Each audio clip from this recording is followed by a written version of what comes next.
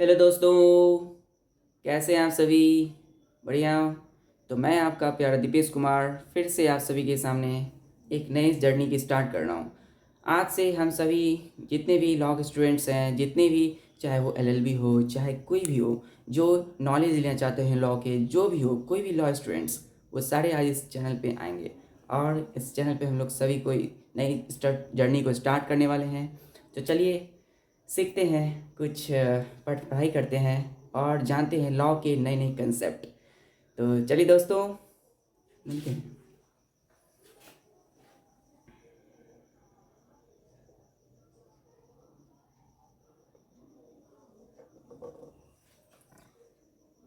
Law actual में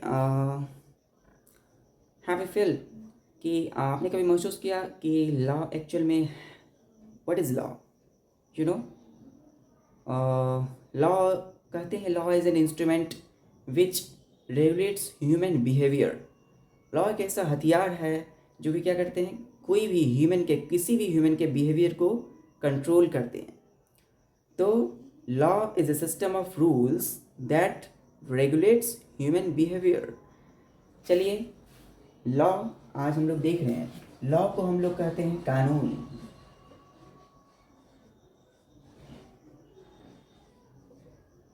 विधि,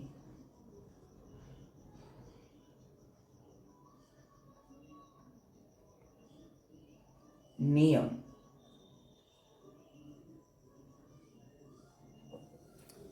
तो law को हम कानून, विधि या नियम भी कहते हैं।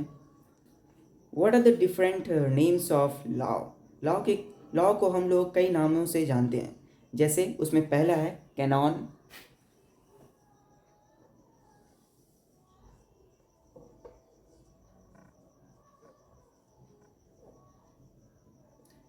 दूसरा है ऑर्डिनेंस,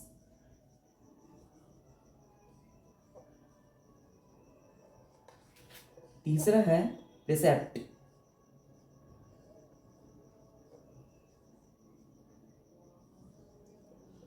चौथा है रूल, पांचवा regulation,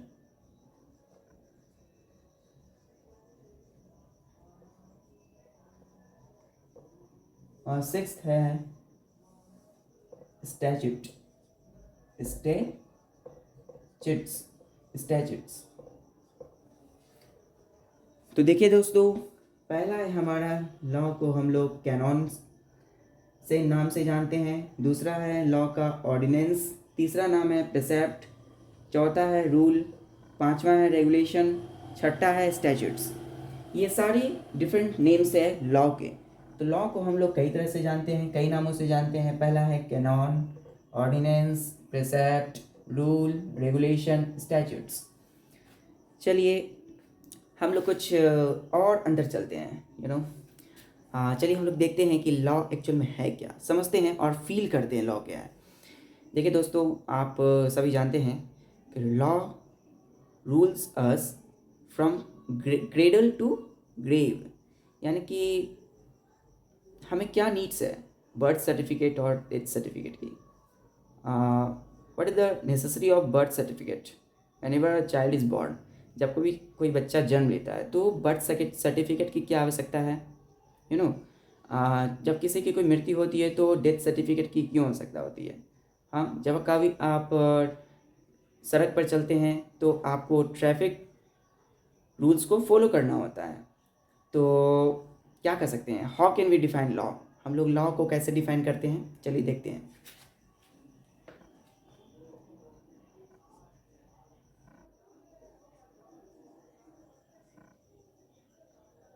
law is the system of rules, system of rules that are created and enforced by social and governmental institutions, governmental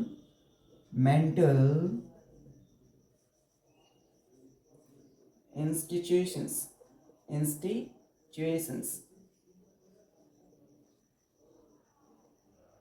which regulates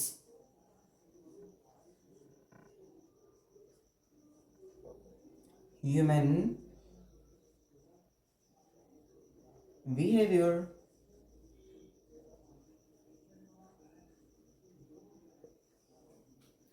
तो देखिए दोस्तों, कहता है कि law is the system of rules. Law एक नियमों का एक सिस्टम है that are created and enforced by social and governmental institutions which regulates human behaviour.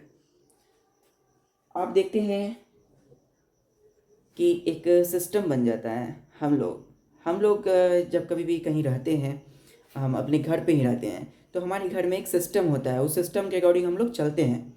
घर में हमारा एक नियम बन जाता है, एक रूल्स एंड रेगुलेशन बन जाती है, जिसके तहत हम लोग चलते हैं और उसको फॉलो करते हैं। हमारे पेरेंट्स हो गए तो वो हम लोगों को क्या करते हैं, एक रूल्स निर्धारित कर देते हैं। उस रूल्स पर हम लोगों को चलना होता है। सपोज़ कोई स्टूडेंट्स हैं, सपोज़ हम लोग भी स्टडी कर रहे हैं, हम लोग भी स्टूडेंट्स हैं ना, we are students. Suppose students क्या करते हैं, वो स्कूल जाते हैं डेली, कॉलेज जाते हैं या कहीं वर्क प्रोफेशन में जाते हैं। तो सपोज़ अगर कोई स्टूडेंट कॉलेज स्कूल जाते हैं तो कॉलेज जाते हैं, तो उनका कोई एक शेड्यूल होगा, उनका एक निश्चित समय होगा जाने का। तो उनको क्या हुआ, उनका एक रूल बन गया है, उनका एक नियम बन गया है ना, उनका एक रेगुलेशन बना दिया गया है कि नहीं इसी टाइम में उनको जाना है।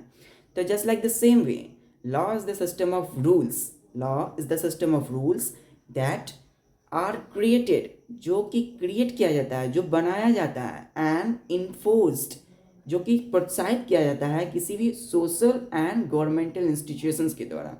वही जस्ट लाइक सेम वे, हमारे घर में हमारे पेरेंट्स उसको प्रोत्साहित करते हैं, नहीं इसी समय पे जाना है। हमारे विद्यालय में जो भी स्कूल में किया गया है, सपोज हमारे स्कूल में जिस टाइम में हमें जाना है, तो हमारे स्कूल वाले ने क्या किया है, उस टाइम को एक नियम बना दिया गया है, उस नियम के तहत हम स्कूल जाते हैं। हाँ, तो उसी तरह हम लोगों की ये है law is the system of rules that are created and enforced by the social and governmental institutions which regulates human behaviour, जो हम लोगों की बिहेवियर, जो हम लोगों की व्यवहार को रेगुलेट्स करता है, कंट्रोल करता है, you know.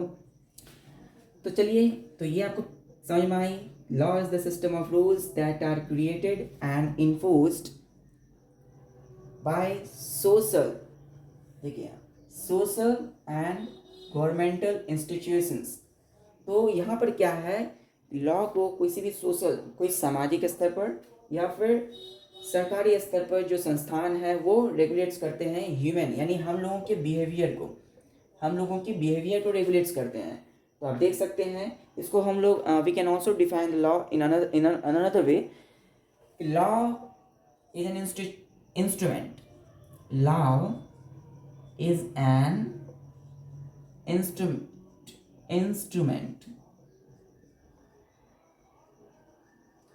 instrument which regulates human behavior।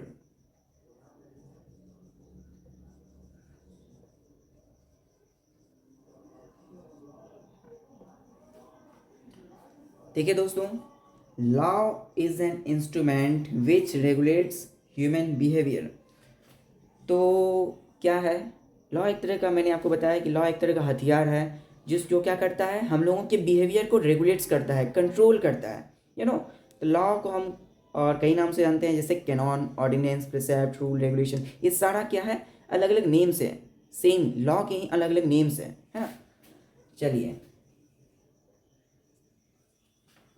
जैसे कि मैंने आपको कहा कि लॉ जो है हमारे पालन, लॉ क्या करता है, हमें रूल्स करता है, हमें गाइड करता है, हमें एक नियमों में बांध देता है ना। लॉ एक्चुअली में क्या होता है, rules us from cradle to grave. हमारे पालन से लेकर के, हमारे पालन पोषण से लेकर के क्या करता है, हमारे अंत तक। यानी कि लॉ हमें रूल्स करता है, हमें गाइड करता है, हमें नियम में बांध देता है। जैसा कि हम लोगों की फैमिली में, हमारे घर में हमारे पेरेंट्स हम लोगों को रूल्स में रखते हैं, हम एक सिस्टमेटिक वे में रखते हैं ताकि हम उनको उस नियम को, उस रूल्स को फॉलो करें और अच्छा कर सकें। तो उसी तरह यहाँ पर सेम है। तो law rules us from cradle to gravel. Cradle means पालन से, यानी जो पालन से, जब बच्चे, आप देख सकते हैं कि जब बच्चे कोई बच्चे जन्म लेते हैं तो उनके पेरेंट्स उनको अच्छे से पालते हैं, पोसते हैं ना, उनका लालन पोलन, उनका क्या करते हैं, लालन पोषण अच्छे से करते हैं ना, क्रेडल पालन करते हैं। फिर क्या होता है, वो बच्चे बड़े होते हैं, धीरे धीरे धीरे धीरे वो क्या करते हैं, जब उनका अंत तक आता है तो उनके जो साथ में रहते हैं रिलेटिव्स, वो उनको एक रूल्स में रखते हैं, नहीं उनको गाइड करते हैं, ये करना है, ये करना है, नहीं यहाँ ये करेंगे तो ये सही होगा।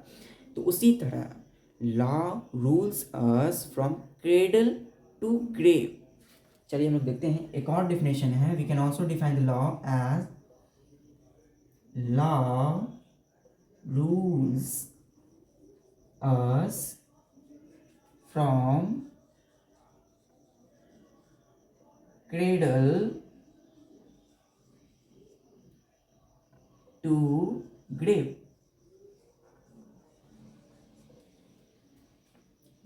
हम लोगों ने कई तरह के डिफिनेशन को देखा है, तो इसमें से थर्ड जो डिफिनेशन है वो हमारा है law rules us from cradle to grave. और फिर क्या है कि what are the importance of law. हम लोग देखेंगे क्या क्या महत्व हैं लॉ के। हम लोग लॉ पढ़ रहे हैं, है ना, हमारे नेचर में हम वो लॉ क्या है, इम्प्लांट है। तो law plays a very crucial role in our day to day life. It gives us right to do authentic works. Okay, whether it is buying a newspaper, okay, buying a bottle of water, milk, and another things. Okay, so law rules us from cradle to grave. पालन से लेकर के अंत तक एक rules में, एक नियमों में बांध देता है, वो है लॉ। अच्छा लगा। चलिए इनको आप लोग नोट्स कर लीजिएगा।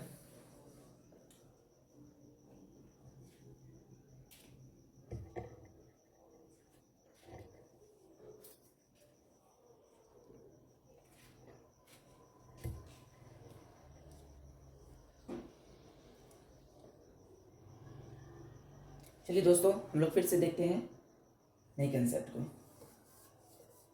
तो दोस्तों अब हम लोग जानेंगे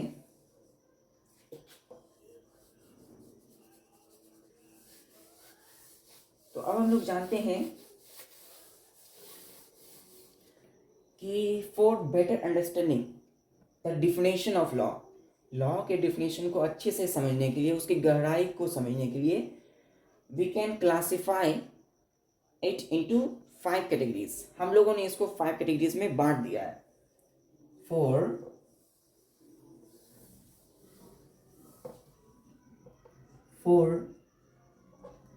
better understanding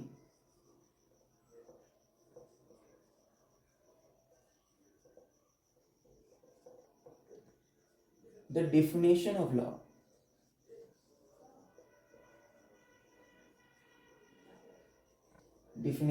law,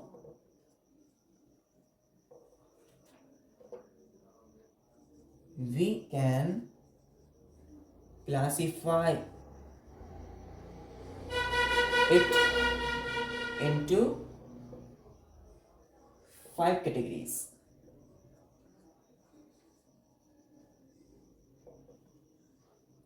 First,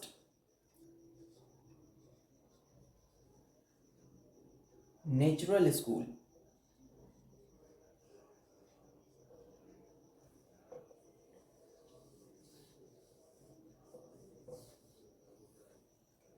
Second, positivity's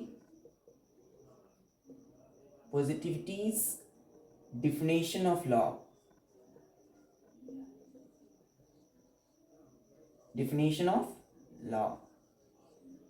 Third, historical definition of law. Fourth, sociological definition of law. Logical definition of law. And fifth, realistic definition of law.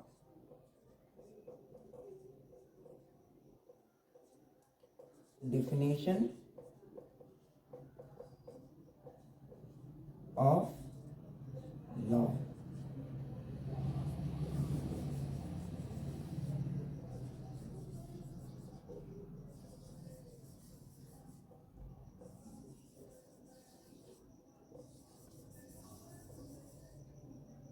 Natural school, positivity definition of law, historical definition of law, sociological definition of law, and fifth, that is realistic definition of law.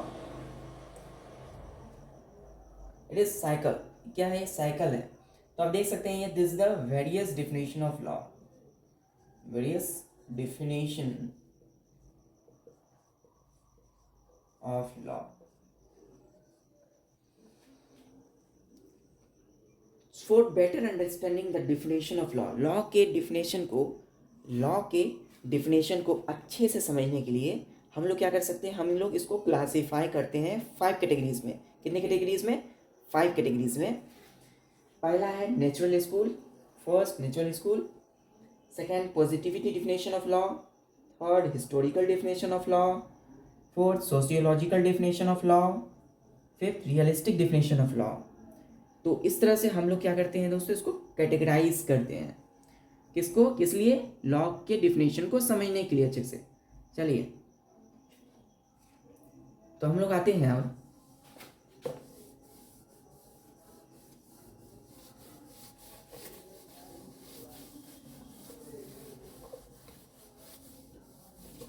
हम लोग समझते हैं. पहला है हमारा natural school.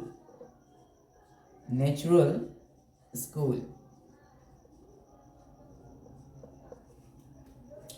So natural school क्या है दोस्तों?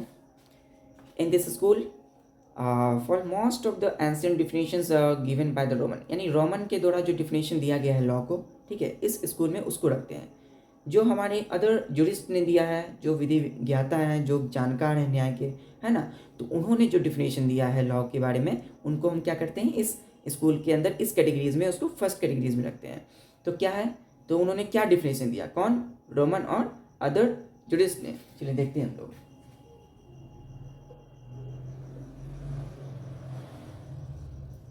मोस्ट एंशिएंट definition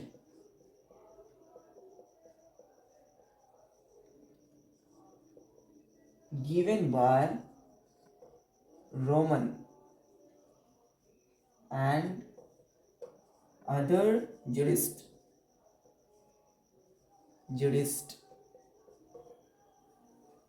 क्या है वो डिफिनेशन? तो डिफिनेशन है जस्टिस, जिसको हम लोग न्याय कहते हैं. Justice is the main end guiding element of law. Guiding element of law. Justice is the main end guiding element of law. तो हम लोग पढ़ते हैं ना, एलिमेंट अलग अलग तरह के जो तथ्य हैं, है ना, उसी तरह लॉ में भी जो एलिमेंट है, लॉ के जो एलिमेंट है वो क्या है? जस्टिस है. तो इस कैटेगरीज में क्या कहा गया है कि justice is the main end guiding element of law.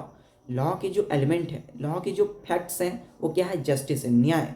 Law मतलब क्या है? एक रूल, एक रेगुलेशन, उसके अंतर्गत क्या मिलता है? न्याय मिलता है लोगों को, है ना.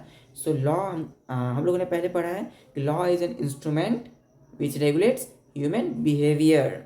सो इन दिस वे कि justice is the main end guiding element of law. Law का जो मेन एंड गाइडिंग एलिमेंट है वो क्या है? जस्टिस. तो justice is the main end guiding element of law. Justice क्या है? न्याय, जिसको हम लोग क्या कहते हैं? न्याय कहते हैं। Is the main end guiding element of law. चलिए फिर क्या है, हम लोग देखते हैं अब दो फैक्टर्स, दो फैक्टर्स हम लोग देखते हैं। We may be conclude that there are two main factors of definition of law. हम लोग क्या करते हैं, डिफिनेशन, लॉ के डिफिनेशन के लिए दो मेन फैक्टर्स हैं। पहला फैक्टर्स क्या होता है? फर्स्ट फैक्टर्स ये है कि first to understand the law, law को समझने के लिए क्या करना पड़ेगा? One should know its purpose. क्यों? लॉ, जिसको हम canon, ordinance, precept, rule, regulation and statute कहते हैं, उसका पर्पस क्या है ना? ये जो नियम है, ये जो हमें सड़कों पर चलनी है, बाईं तरफ नहीं, बाईं तरफ, है ना? Always keep and left. तो हमें हमेशा बाईं तरफ चलनी चाहिए सड़क पे। तो सड़क पे जो हम लोग चलते हैं, एक रूल एंड रेगुलेशन के अंदर चलते हैं। नहीं, हम लोग घर पे रहते हैं, स्कूल जाते हैं, स्कूल में क्या करते हैं हम लोग? एक रूल और रेगुलेशन के अकॉर्डिंग हम लोग चलते हैं। उसी तरह क्या कर रहे हैं यहाँ, हम लोग फैक्ट समझ रहे हैं। तो हम लोगों को समझने के लिए कि लॉ क्या है, हम लोग को जानना ये जरूरी है। वन शुड नो, जानना ये है कि पर्पस क्या है लॉ का, है ना? What is the purpose of law. ठीक है। दूसरा क्या है? दूसरा फैक्टर्स कि सेकंड फैक्टर्स ये कहता है कि to understand the nature of law, law के नेचर को समझने के लिए कि क्या प्रकृति है लॉ की। ये जो नियम है, ये जो कानून है, ये विधि है ना? ये जो कई तरह के कैनॉन्स हैं, प्रिसेप्ट है, ये सब नियमों का क्या नेचर है ना? One should go to the court, not to the legislature. ठीक है। So to understand the nature of law, one should go to the court, not to the legislature. Okay, चलिए देखते हैं हम लोग two factors of law.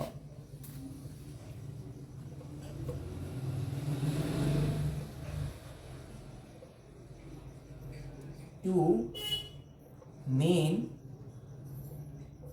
factors of law, law के two main factors हैं for understanding the law. तो law के दो मेन फैक्टर्स क्या हैं? चलिए देखते हैं हम लोग।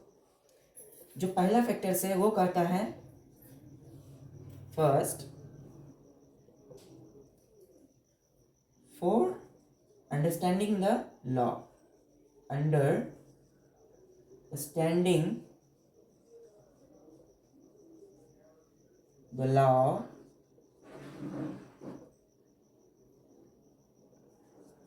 one should know its purpose।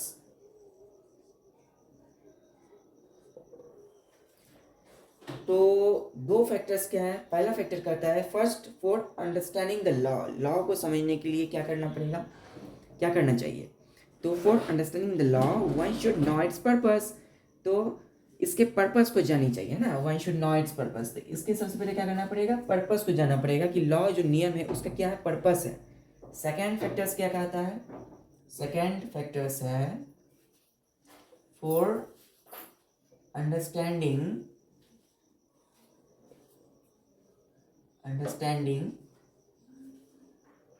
the nature of law,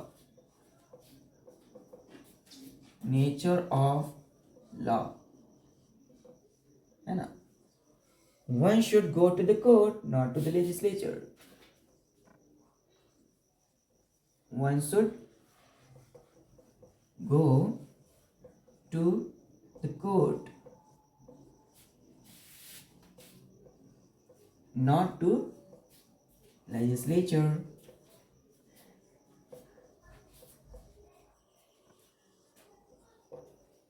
देखिए दोस्तों, यहाँ पर समझने की जरूरत है।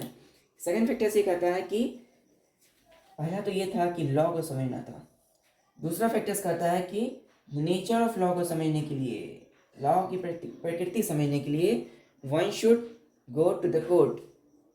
क्या करनी चाहिए? कोर्ट जाना है ना, नॉट टू लेजिस्लेचर। हमें कोर्ट जानी चाहिए, नॉट टू लेजिस्लेचर। लेजिस्लेचर के पास नहीं जाना है, जो कि कानून को बनाते हैं और उसे बदल देते हैं, है ना? हमें कोर्ट जानी है लॉ को समझने के लिए। लॉ एक्चुअल में है क्या? तो जाना कहाँ है? कोर्ट, है ना? Go to the court, not to the legislature. इसमें डिफरेंस क्या है? डिफरेंस ये है, कोर्ट में क्या होते हैं, जस्टिस रहते हैं, यू नो, कोर्ट में for better understanding the nature of law one should go to the court not to the legislature. इसका मीन ये हुआ कि कोर्ट जहाँ पे जस्टिस बैठते हैं, है ना, जहाँ पर जो न्याय विधि वेता है, न्यायमूर्ति है, वो बैठते हैं और वो लोगों को न्याय देते हैं, तो वहाँ पे जाना है लॉ को समझने के लिए, लॉ के नेचर को, एक्चुअल में लॉ है क्या, है ना, व्हाट इज़ लॉ, है ना, and what are the factors, what are the facts of law. तो लॉ के नए नए फैक्ट्स को समझने के लिए कहाँ जाना पड़ेगा, कोर्ट की तरफ, नहीं कि लेजिस्लेचर। लेजिस्लेचर में क्या रहते हैं, कौन रहते हैं लेजिस्लेचर, लेजिस्लेचर किसको करते हैं, तो जो जिलाधिकारी है ना, जो प्रशासनिक सेवा में रहते हैं, है ना, जो डीएम हो गए, तो वो सब रहते हैं। ये सब कहाँ है, ये सब लेजिस्लेचर में आते हैं। तो सबसे पहले ये समझनी पड़ेगी लेजिस्लेचर क्या है। एक्चुअल में लेजिस्लेचर क्या होते हैं, a group of people which have the rights to make and change the law. Okay, इसको कहते हैं विधान मंडल, है ना, लेजिस्लेटिव प्रशासनिक वर्क में जो रहते हैं, है ना, विधानिक विधायिका जो कहते हैं कि कानून को बना भी देते हैं और क्या करते हैं, फिर कानून को चेंज कर देते हैं। उनके पास ये कैपेबिलिटी है, उनके पास ये पावर है, they have the power to make and change the law. Okay, so for better understanding the nature of law one should go to the court not to the legislature. चलिए देखते हैं, इसको notes कर लीजिए आप लोग जल्दी से।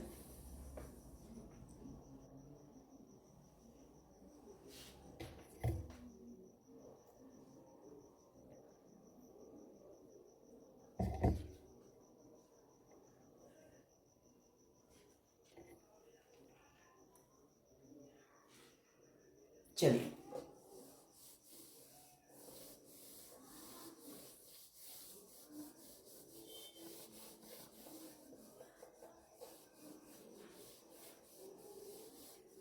देखिए इस कड़ी में अल्पाइन एक विधिवेता थे, अल्पाइन, जिन्होंने लॉ को डिफाइन किया है कुछ इस तरह से। उन्होंने डिफाइन किया है, अल्पाइंस defines law the art, law क्या है, एक आर्ट है, एक कला है, और साइंस, एक साइंस है, ऑफ व्हाट इज इक्विटेबल और गुड। तो क्या है, एक तरह का कला है, एक तरह की कला है ये लॉ, क्या है, एक तरह की कला है, एक तरह का साइंस है, जो बताता है कि क्या अच्छा है, क्या बुरा है। ठीक है, तो लॉ यानी रूल यानी नियम। चलिए, तो alpine define law as an art या science of what is equitable या गुड, क्या सही है और क्या गलत है। ठीक है, तो इसी तरह से हम लोगों की एक और विधिवेता है जो जानकार है लॉ के बारे में, उन्होंने क्या डिफाइन किया, उनका नाम था सिसेरो। सिसेरो, क्या नाम था, सिसेरो। तो सिसेरो से उन्होंने कहा कि law is the highest reason implant in nature. Law एक बहुत बड़ा क्या है, एक कारण है ना, एक नियम, एक रूल्स क्या है, is the highest reason implanted in nature. Nature में जो है उनको क्या किया गया है, लाया गया है, नेचर में उसको इम्प्लांट किया गया है ना। तो Cicero said that the law is the highest reason implant in the nature. तो इन सारी डिफिनेशंस में for in all the definitions propounded by the Roman, Roman के द्वारा जितने भी डिफिनेशन दिया गया है उसमें से मेन क्या है, justice is the main end guiding element of law. कि लॉ के जो एलिमेंट है वो क्या है, जस्टिस यानी न्याय। Justice is the main end guiding element of law. चलिए, अब हम लोग देखते हैं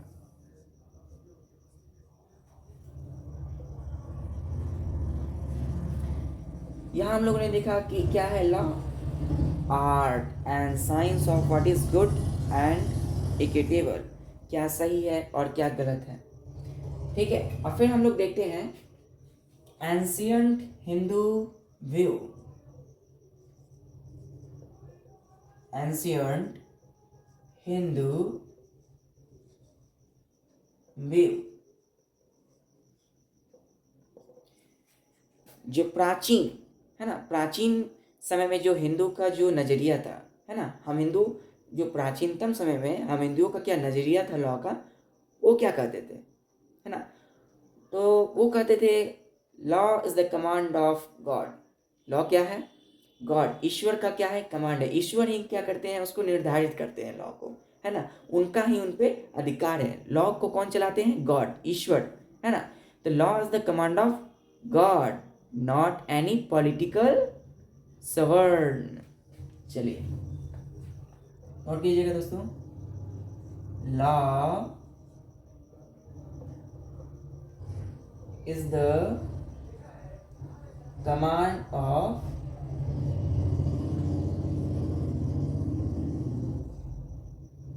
गॉड,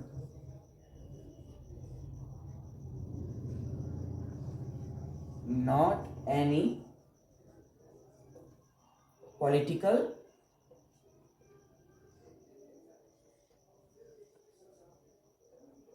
sovereign।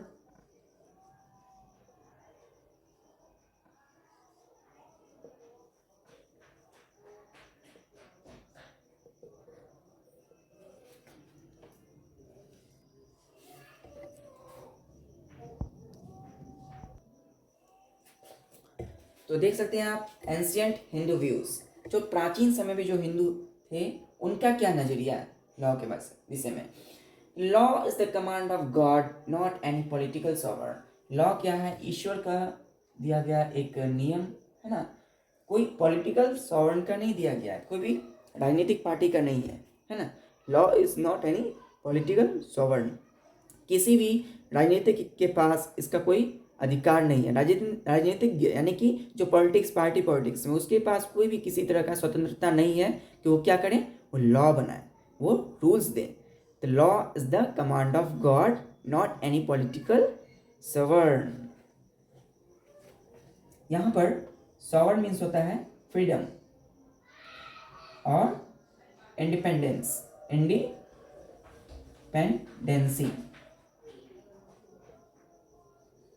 और फ्रीडम।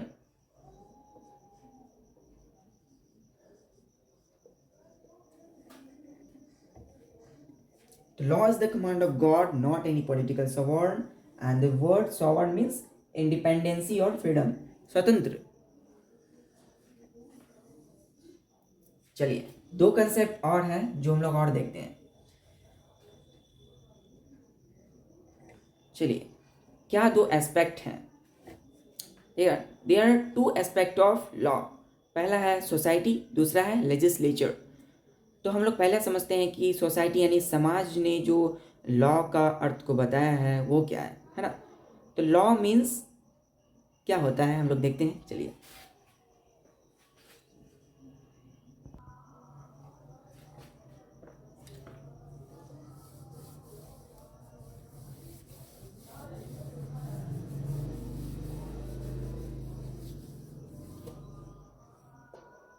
देखिए, to aspect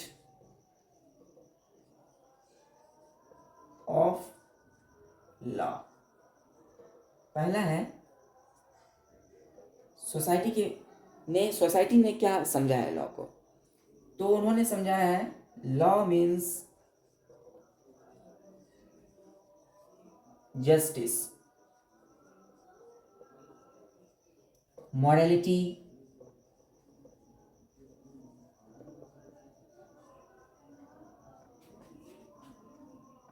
order, reason, and righteous from the point of view of society।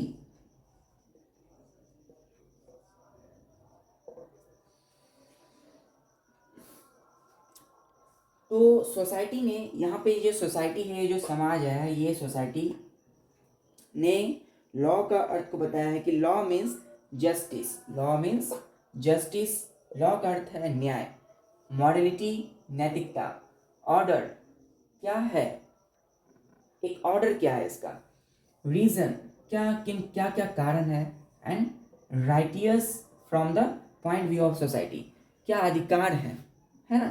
तो सोसाइटी के नज़रियों से क्या क्या करते हैं लॉ को।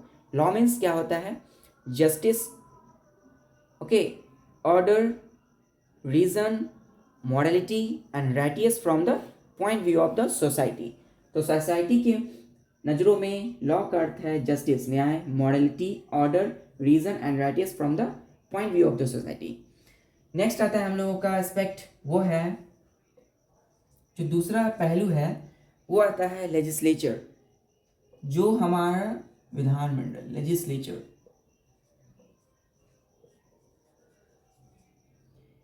लेजिस्लेचर के अकॉर्डिंग क्या है, law means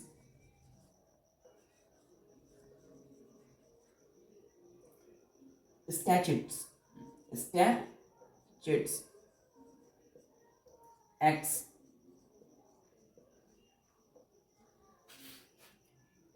order, rule,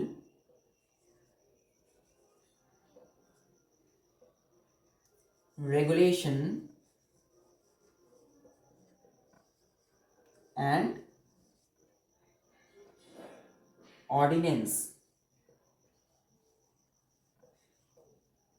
point of view, नजरिया किसका, लेजिस्लेचर का।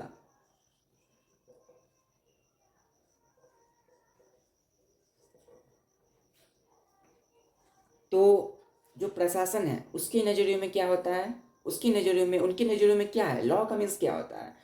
तो जो प्रशासनिक में है उनके नज़रिए से लॉ मीन्स होता है statutes, acts, order, rule, regulation and ordinance from the point of view of the legislature.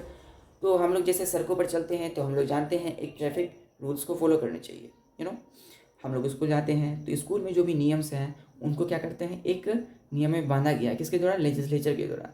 ठंड आती है ना, है ना, तो ठंड आती है तो स्कूलों की जो समय है उसमें बदलाव हो जाता है। तो स्कूल का जो समय है उसमें बदलाव होने का रीज़न क्या है, उसका रीज़न क्या है, जो प्रशासन में है ना, जो प्रशासन करती है चेंज, नहीं स्कूल के टाइम क्या हो गया, चेंज हो गया है। तो एक रूल है, एक रेगुलेशन है, तो लॉ उसमें अलग तरह के कंसेप्ट को बताया गया है ना।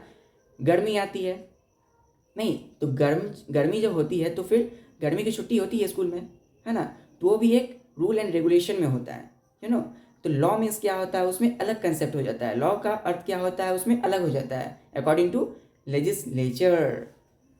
तो हम लोग ने दो एस्पेक्ट देखा, पहला सोसाइटी के अकॉर्डिंग, दूसरा लेजिस्लेचर के अकॉर्डिंग।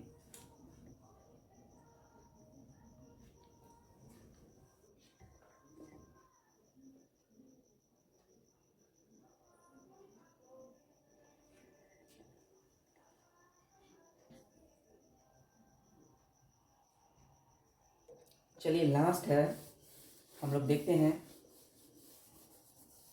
आज के लिए कुछ बस लास्ट कंसेप्ट है।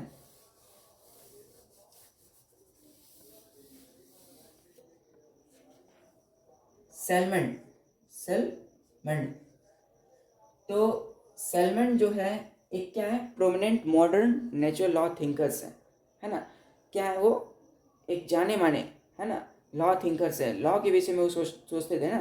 तो एक प्रोमिनेंट मॉडर्न जो आधुनिकता है, आधुनिक ज़माने में जो मॉडर्न लाइफ हम लोग जी रहे हैं ना, तो वो जो है क्या है, बहुत ज़्यादा लॉ पे वो सोचते थे, वो बहुत सारा गहन चिंतन करते थे। तो प्रोमिनेंट मॉडर्न लॉ थिंकर्स कौन थे, सेलमेंट, सेलमेंट कौन थे, सेलमेंट, प्रोमिनेंट मिनेंट मॉडर्न लॉ थिंकर्स।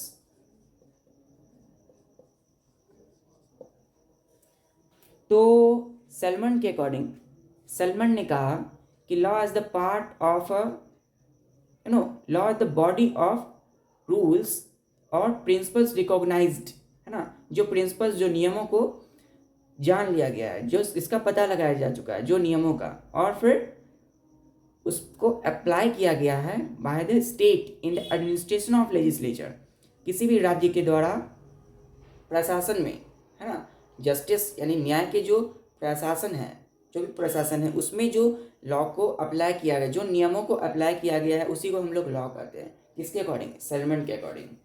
तो सैलमन कहते हैं law as the body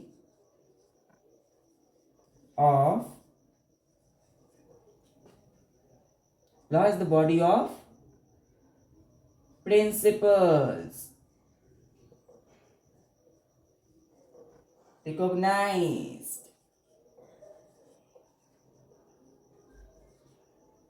and applied by the state in the administration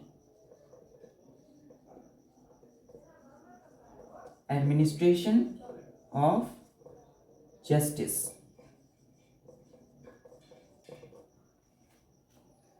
तो देखिए आप लोग यहां से, law is the body of principles, ये क्या है? एक नियमों को जो कि पहचान लिया गया है, जो कि रिकॉग्नाइज किया गया है, and applied by the state in the administration of the justice.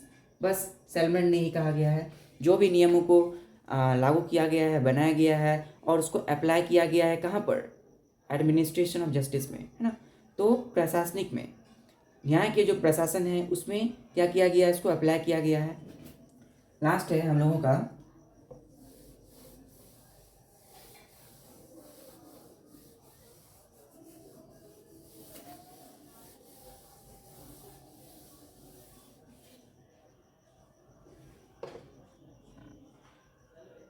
Canon,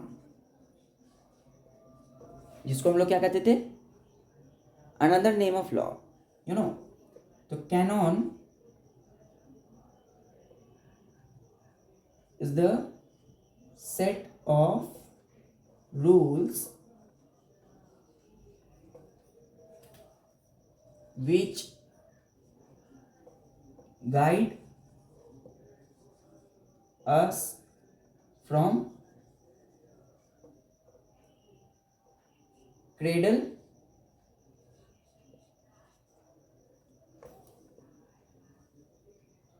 to grave।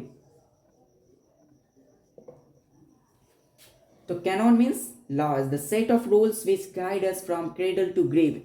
Cradle means होता है पालन पोषण,